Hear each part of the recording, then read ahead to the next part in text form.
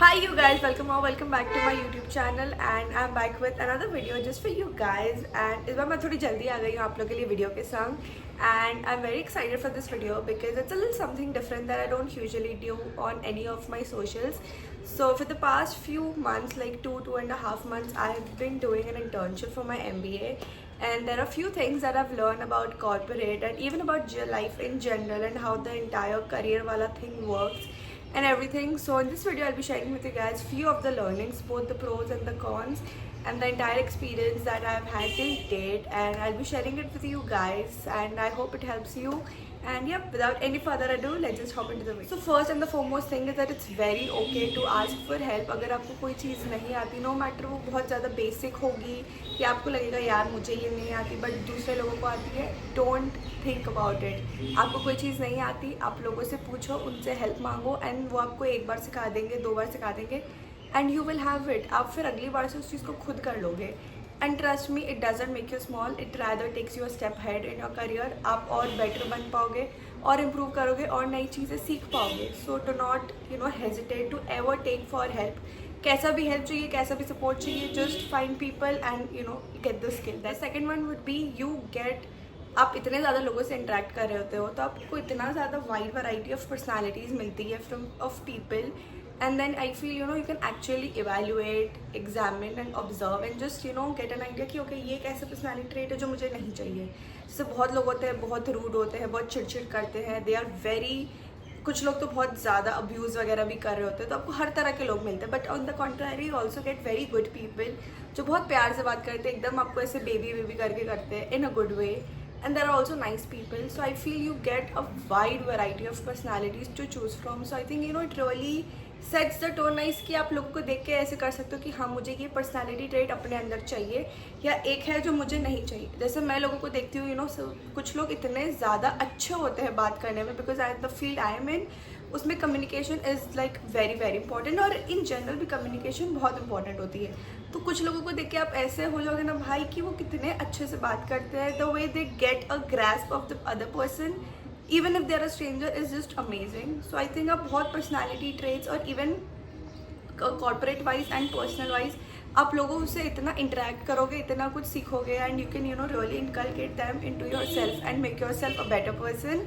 So please do that. अच्छे से observe करो, just see what works for you, what doesn't work for you and just do the needful. Third would be ऐसा कहा जाता है कि अगर आप कोई चीज़ में बहुत ज़्यादा प्रो हो गए तो it's gonna work for you. But I feel being pro at something is more of a curse than of a blessing because when you're too good at something everybody just wants you to do that with the rest of the other work. So I just feel like it's a little curse कि अगर आप किसी चीज़ में बहुत ज़्यादा अच्छे होते हो because and that just adds to your work pressure and every time you're expected to do it. And if you're a pro at something you can't be making mistakes at that. तो वो चीज़ मुझे थोड़ी ऐसे लगती है. So I just feel like like really too good at something it's more of a curse I feel than a blessing.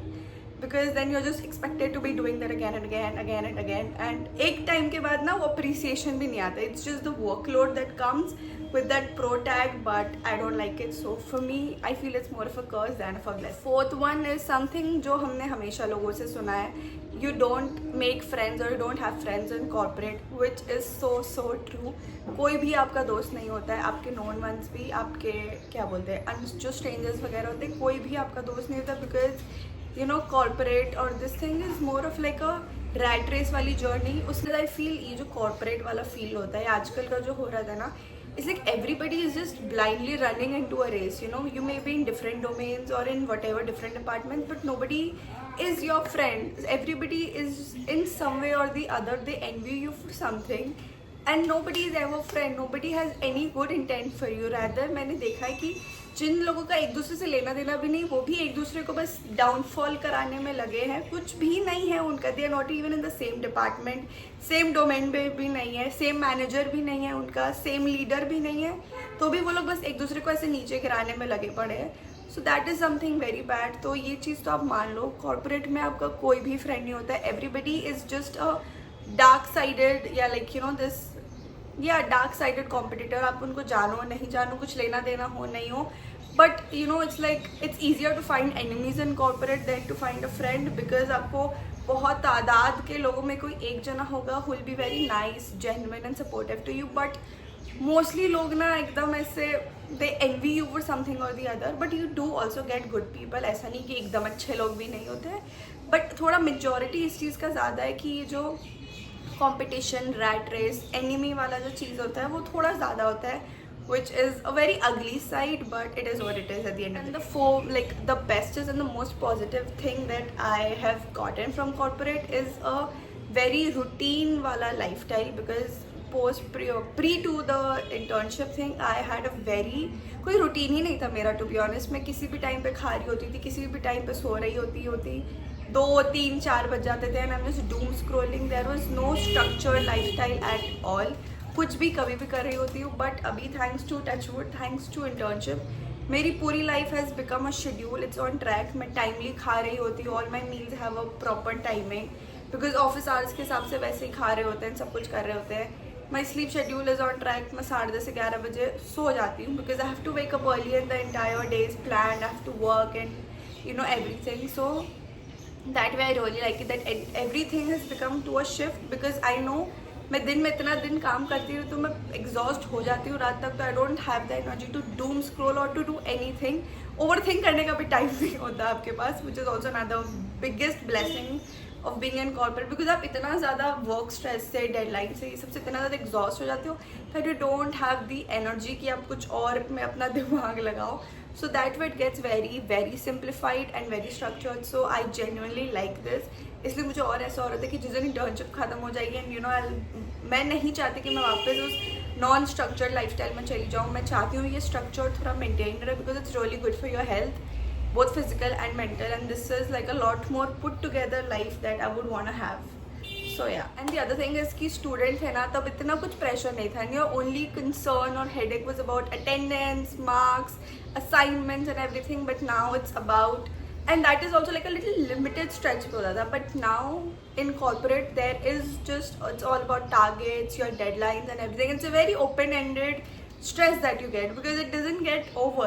You have to do it no matter what, and it's like 24/7 आपको उसका stress रहता ही रहता है. It doesn't end, because एक target, एक deadline meet कर लोगे, फिर दूसरे का आ जाएगा, फिर तीसरे का आ जाएगा. तो it is like a continuous loop जो चलता रहता है.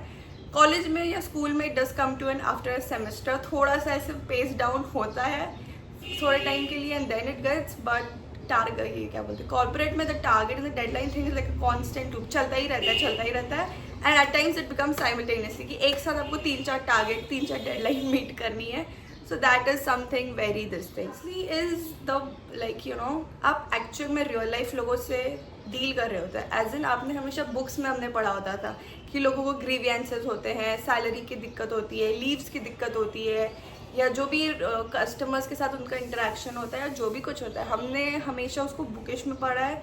The internship gives you a very real hand wala, like real life experience, because of course they are on the field, they are actually interacting with the actual people, and pura sab kuch actual situations hai.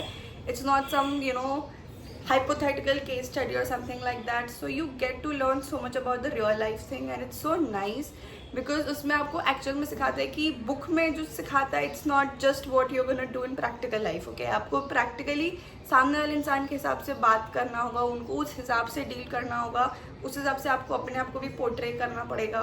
सो जो real life hand वाला experience है, that is something that you get from here, and also the kind of skills and talents you need to survive with different kind of people in a real field wala basis is totally different than the one in the books.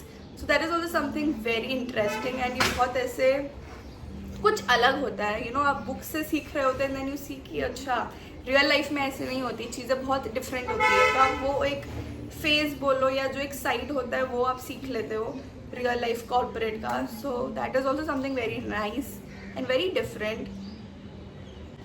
So that's all I had to share in this video, and I really hope you guys enjoyed watching this. And if you guys did, don't forget to give it a big thumbs up. And मेरा अभी भी 1 महीना बचा है for the internship, and if you want me to do a part 2 of this video where I share more of my learnings or my takeaways from corporate का experience, so please comment below. I'd be more than happy to share it with you guys. And that's it. Thank you for watching. Keep showering your love, and yeah, thank you. I'll see you in my next video. Till then, bye, take care.